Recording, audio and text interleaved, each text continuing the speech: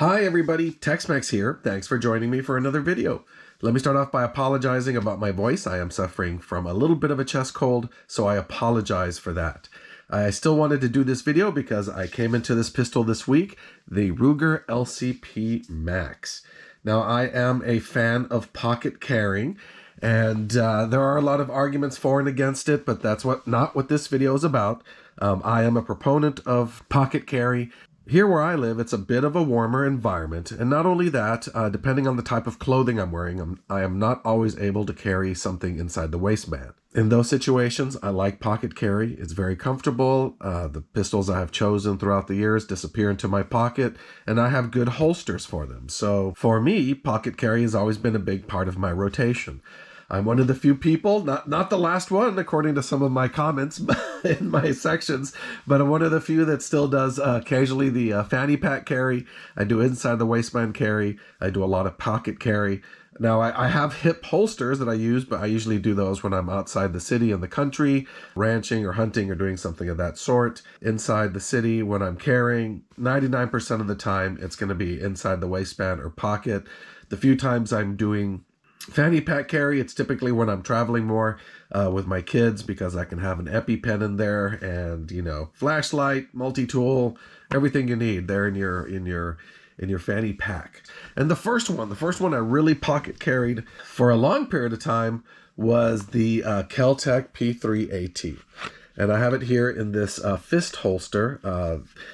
This is a company I discovered some time back when I was looking for Kydex holsters, and one of the reasons I like Fist is not only do they do Kydex, they did these in leather, and they are not the thinnest pocket holsters around, but they're very comfortable. They sit well, they cover up the trigger, and they have this thumb push, which I like quite a bit. So when I'm drawing from my pocket, I can actually push down and retrieve the pistol from the holster, which is a big deal for me. The P3AT, for those of you that know, this came out, God, when was it? It would have been just around the turn of the century, and was the first really small pocket 380. It's very, very, very thin. I have this little extension on there on the magazine to help me give it a little bit of a grip. Very snappy, but reliable. And this is a first generation. They came out with a second generation. And then soon after, Ruger came out with a suspiciously similar looking pistol by the Ruger LCP. And I did not get the Ruger because I already had this, and this one's been 100% for me. I typically keep it loaded with these Hornady critical defense. The bullets are shaped in a little more of, well, let's just say they have an aggressive tip, which helps them in feeding, because one of the first issues that started coming up with these small pocket pistols was making sure that they reliably fed. So as far as compared to the P3AT, which is very similar to the LCP, the Ruger Max is a little bit wider. But after carrying this for many, many years, there's a couple of other pistols that I carried. As far as pocket carry, I did carry a Kahr. This is the P9 Covert. So it's got the P9 slide, but it's got the PM length of grip here. Once again, I put the little finger extension there. But this guy's just a little too thick. And even though the PMs are relatively thin pistols, you can see that the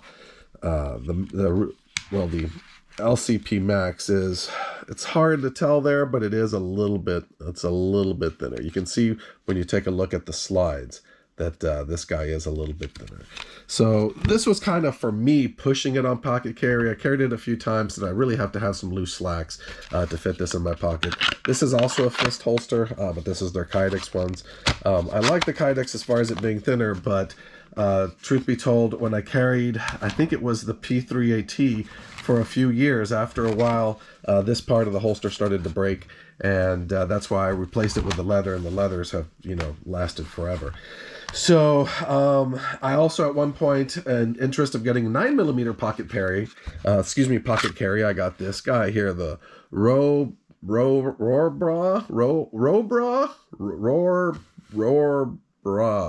Okay. this word right here. It's very similar to the C Camp. It's a 9mm. It's got a small single stack magazine. You can see it's got the old release on the bottom. The whole point of this pistol was that it didn't have any controls on the side, so it's completely smooth. Same thing with the hammer, 9mm, and it's great. It's actually relatively light comparatively, although it's heavier than say the Ruger LCP Max.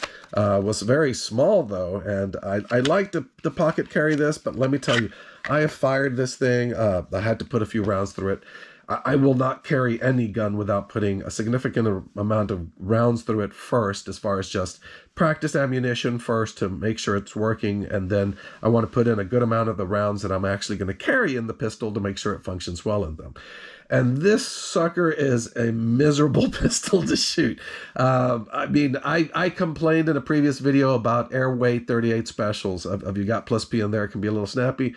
This guy is just miserable. But at a short distance, I mean, because you can see even the sights on this thing are tiny. The whole point was to have something that would not snag, easy to carry. And in this Kydex, you know, excuse me, pocket holster, it's really small, but not very pleasant to shoot. So fair to say that for about a decade, I carried the P3AT as my primary pocket carry, with the occasional rotation of those other ones I'm showing, depending on the situation. Then when a Kahr came out with their micro 380, this is the Kahr P3AT. It is a great little pistol. And it was the first one that really competed as far as size-wise with the P3AT. You know, if you look at them here side by side, let's see if I can, let me put them down, move the camera so you can take a quick look at them here. So if you see here, they're very similar in size, very similar in width as well. And having been a fan of the Kahrs, I know a lot of people don't like that company very much. I've always had luck with them, and like I say, I always put a bunch of rounds through it. This guy was very comfortable to shoot, very small, very light. And at one point I ended up not necessarily retiring the P3AT. This one kind of became the jogging shorts out type of pistol, and this one became my more of I was out around the town pocket carry pistol. So I used this one for pretty much about a decade as well. See, let's compare them width-wise. If you see them, because this one's silver, it looks a little bit wider, but really side by side, they're about the same. It may be, the Kahr may be just slightly wider, but they're about just as tall as each other and just as long as each other. Let's see here. Actually, the Kahr is a little bit shorter if you put them all the way back. So, carried that one for about a decade, and then I had my eye on the LCP Max. I never bought the LCP because I had the P3AT. Then they came out with the LCP2, where they upgraded the trigger and the sights, and I thought about it, but ended up saying, no, you know, I'm just going to stick with my Kahr for now. But then they came out with the LCP Max, and the LCP Max, I think for me, it really is the epitome of pocket carry. Now, compared to the LCP, obviously they're both in 380. This one has a 2.8-inch barrel. The LCP has a 2.75, so just, you know, 5/100ths of an inch difference there. Weight-wise, it's this one's a little heavier. It's about an ounce heavier. The slide width on both of them is about the same. Overall length is this one is 1/100th inch longer, so that than the LCP, 5.17 versus 5.16 inches. So once again, doesn't really make a difference. Height is a little bit of a difference. This is 4.12 inches versus the LCP that I think is about 3.6 inches. But this one has great sights. It's got the tritium front sight with the white outline, so I really like that. But the main difference, and what made it particularly appealing to me, is the magazines, that now instead of a 6+1 you have a 10+1 standard, and can buy a 12+1. Now as far as the standard magazine, it comes with this magazine bottom, which makes it more of a flush fit. But it comes with both. I put this one on. As you've seen in my other pistols, I do like to put the little pinky extension on there. It makes a big difference for me when I grab the pistol to be able to almost have my whole hand holding it. See, even my pinky, it doesn't fully engage, but enough to really hold the pistol well. And that makes a big difference for me as far as comfort in shooting. One of the things that I like about this one as well is one of the issues with the LCP or the P3AT for me was where I rested my grip was close to the magazine release. So if I squeezed my grip, sometimes my thumb would release the magazine, and obviously that could be a problem.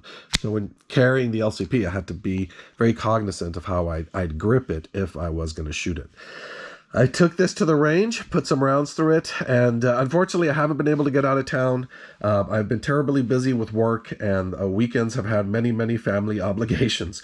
So I had to go to a local shooting range, a very nice shooting range, a very expensive shooting range, because I really wanted to start carrying this guy. It comes with a pocket holster ready to go that's really nice. Like I said, it came with both bottoms for this particular magazine, the 10+1. It even comes with a loader for it. One thing that I am disappointed is that it did only come with one magazine. So luckily they had this 12 round in the store, so I was able to get it right away, and I've ordered myself another 10 round magazine. The difference between the 10 and the 12 as far as flush fit with this finger extension, it isn't terribly noticeable. Let me see if I take this out. You can see the difference. So a little bit, you know, it does make, obviously at this point I can almost get my third finger completely around it. But for pocket carry, I haven't tried it with the 12 round. It may not make a difference, but for now I'm keeping the 10 round with a little extension on there until I get a few more rounds through it. And if I really shoot a lot better with the 12 round magazine and having the extra rounds in there, I may consider trying to carry it with this one. But at the end of the day, it's what fits best in my pocket, what I'm able to pull out quickly, and what doesn't print. So we'll see. I haven't really had enough time. I've only carried it a few days. So like I said, I bought this week. It's a great pistol, and I took it out to the range.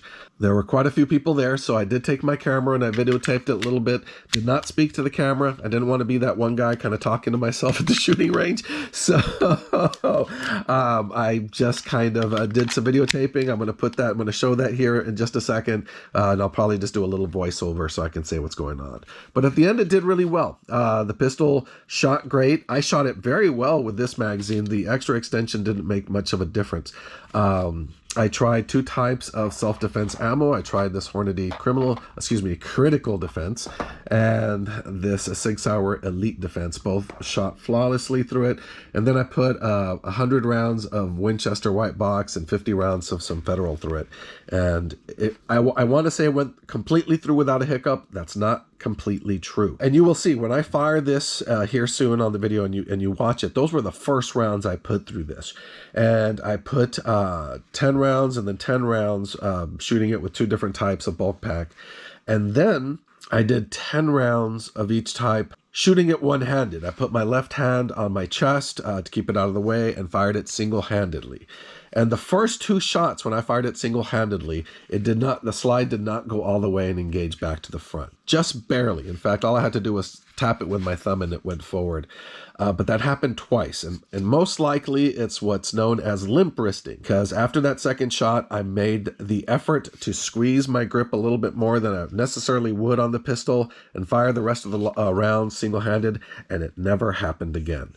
So, you know, fair warning, if this is a type of pistol, it is snappy. I really don't mind the snappiness of 380 pocket pistols. I don't think it's that bad. You'll be able to see on the video, I was able to hit well with it. But that being said, because of that issue, I think with weaker hands, this could have a problem cycling. So if the LCP Max is something you're considering or considering for someone else, you definitely want to take it to the range and make sure that they can function correctly with the pistol. So I think I've talked enough. Here's a couple of the shell casings I kept. I did notice that they flattened out a little bit on one spot, and there's quite like a little scrape there. So I think that may have been the extractor. Maybe it flattens it a little bit when it's extracting. I'm not sure. As it's being pulled out of the barrel, maybe it flattens out as it's being leveraged out of there. I'm not sure. Didn't cause a problem. The strikes look fine. So at the end of the day, I would definitely recommend this pistol. I think it is the epitome of pocket carry right now. The sights are great. It hit well. I shot at 5 yards and then all the way out to 15 yards and was able to keep them grouped closely enough to be good for self-defense work. So anyway, enough of my yapping. I always say I'm going to keep this part short, and then I end up talking for way too long. So let's go ahead and skip this part of the video, which many of you have probably fast-forwarded through anyway, and let's get to the range.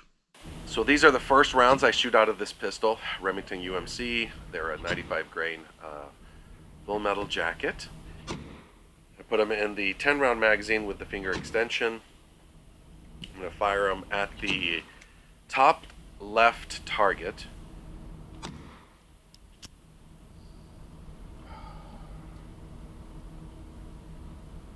Oh, and the target's at about 5 yards.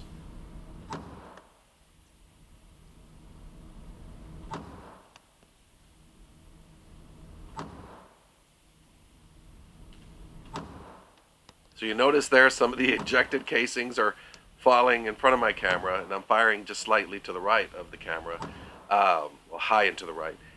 They're probably bouncing off the walls there. I didn't really pay attention to the direction of the ejected shell casings. Just wanted to make sure they were actually ejecting correctly. So finished the first 10 rounds, and I bring up my target. Did pretty well. Almost all of them on target. There was one that hit a little low there, barely touching the black, 2 in the gray, and all the rest of the 7 in the orange. So not bad at all. So these are the next 10 rounds. This time I'm going to use Winchester white box. It's a 100 round value pack. They're also 95 grain full metal jacket. I use the 12 round magazine this time, but I only load 10 rounds into it, and I'm going to aim to the top right target. Now at this point I'm very happy with the pistol. You know, it's snappy for a little 380, but not bad. It's not a bad pistol to shoot compared to some other compact pistols. The 10 rounds go smoothly, no problem so far.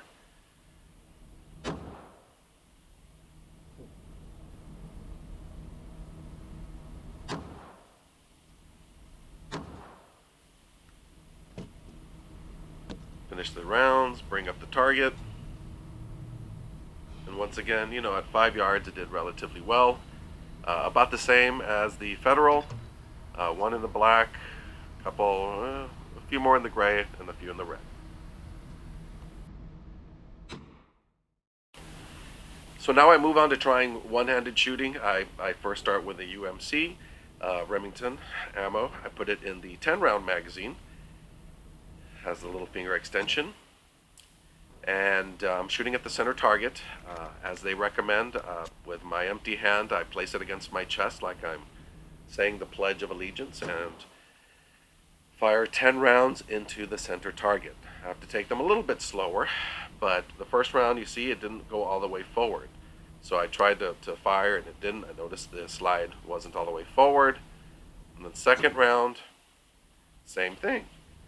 And I just give it a little tap with my thumb, it goes forward. I realize I'm probably limp wristing, so at this point I tighten up my grip and start firing. I check it, no more problems. The rest of the rounds shoot off smoothly. Pretty much confirming my belief that those first 2 rounds were due to limp wristing, which for those of you that don't know, just basically means you're not holding the pistol with enough force, and its recoil is pushing back so much that it does not allow the slide to go back into battery all the way. But as you can see, I did relatively well one-handed. I got all the shots in there. What I'm saying here is that my first few rounds were hitting there to the left, and then I tried to center it and was able to get them more kind of spread around the whole target. So this time I try the one-handed shooting again using the Winchester ammo. I load in 10 rounds into, it was the 12 round magazine this time, but I only put 10 rounds in. And same thing, I'm going to hold my left hand against my chest and fire with just my right hand, which is my strong hand. This time I grip the grip a little tighter to try to prevent any limp wristing. And I'm trying to adjust the camera there because I realized you couldn't see any of the shooting. And you still really can't, so I apologize. But I get these 10 rounds off without a problem. So yeah, once you grip the pistol tightly, it functions perfectly. I fired these rounds off a little quicker as well, which shows in the accuracy. I hit a few more outside the target this time. Let's see here. I bring my target up. And I mean, still not bad. Although there was one that I hit very, very low on the bottom number 5 target. You see there, that's still not bad. 3 off at the target there, shooting it a lot faster. But one relatively low guy there. But other than that, it was okay. But yeah, you know, most of them were in the center. So at this point, I try some of the self-defense ammo. I start out with the Hornady Critical Defense, excuse me, Critical Defense. It's a 90 grain FTX tip, brass case. I like this one, as you can see I'd use them in the 10 round magazine. I don't know, yeah, you can kind of see the cone-shaped bullet there. These came out a while back to really assist in feeding, especially in the small 380s. And it's one that I've liked and I've used in pocket carrying with the Kahr P380 and the Kel-Tec P3AT. So I believe I shoot at the bottom left target. I take my shots relatively quickly. I think I'm getting more comfortable with the pistol at this point.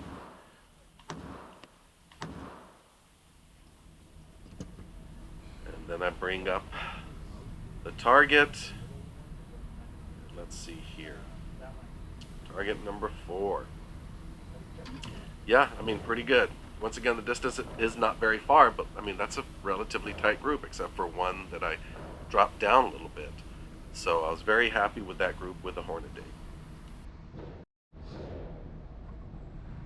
And now I try the Sig Sauer Elite Defense. This one's a 90 grain jacketed hollow point. I've had good luck with the Sig Sauer stuff as well, especially in my 9mm and the P365s that I carry. I also use the 10 round magazine. I'm trying to use that magazine more right now because that's the one I'm most likely going to carry in my pocket, and the one I have been carrying in my pocket. So load 10 rounds, and this time I fire at the bottom right target. You can see I have my work shirt on. I went to the range right when I got out of work to try to squeeze in these rounds. And fire the 10 rounds, everything goes fine. Bring the target up. And it did about the same. One in the black, this time I pulled one a little to the left. But most of them there on the target. And once again, very happy with the performance of the SIG and ammo and the performance of the pistol. At this point, I decide to see if I can hit there in the center between those two targets at 15 yards, which is as far as it goes out. So look how fancy this shooting range is. So it takes the target out to 15 yards, and I'm going to see how well I hit those words there between the two targets. So at this point, I load in 20 rounds of the Remington. I put 10 in the 10 rounder and 10 in the 20 rounder.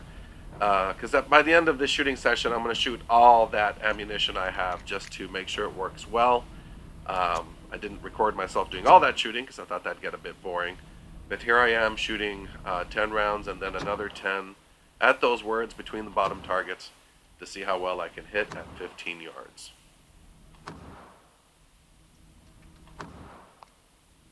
Yeah, there's one of those ejected casings bouncing over.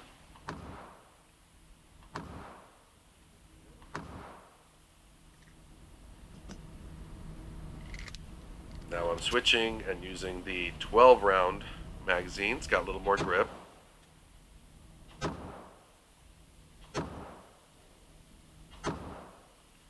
I notice with my hands that when I'm using the 12 round grip, I'm not adjusting as much between shots.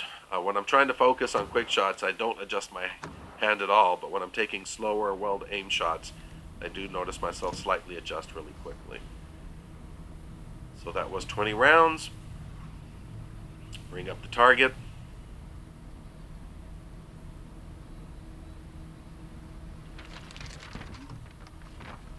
all in all, not bad. So you can see I was aiming for those words there in the center. I hit a few on them, but I started pulling a little to the left. At this point, I think I was also getting a little tired. I tried to count out the rounds. I mean, there were most likely a few extra rounds went into those holes, but I'm sure all 20 were there. I think there was one low hit. Yeah, there it is. That's the one low hit. But at 15 yards, I'm able to group them about the size of my hand, if not smaller, which is certainly acceptable for self-defense. As always, thank you for watching. You all be safe and have fun out there, and I will see you in the next video.